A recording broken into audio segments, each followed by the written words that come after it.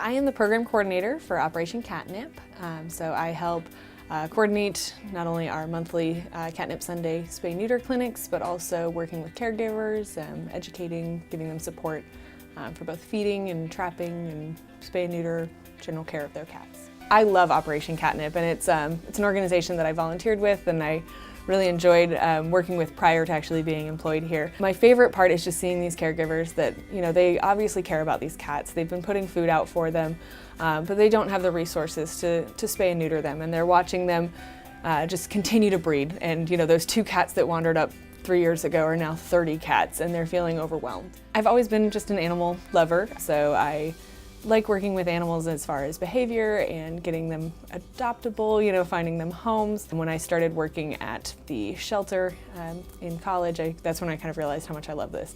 Dr. Levy is our founder, and she also has founded the Million Cat Challenge.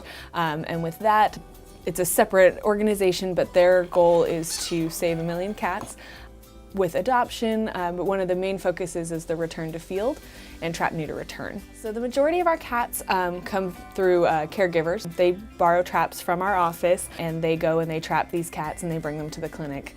Our main program here at Operation Catnip is our Catnip Sunday Clinic. It's a once-a-month spay-neuter clinic where we spay, neuter, and vaccinate about 200 cats each month. And all of these are outdoor, what we call community cats.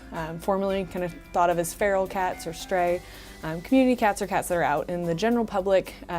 Various community members are probably feeding them, keeping an eye on them, but they don't really belong to anybody. They tend to breed prolifically, so our goal is we want to help stop that breeding because while everyone loves kittens, we don't want them in the thousands. So one of our new programs is we've created a working cat placement program. These cats are often referred to as barn cats. They're kind of these outdoor cats that they need a job. And while we don't generally place cats for adoption, these are cats that are at animal services and not able to be released through our return to field program for various reasons.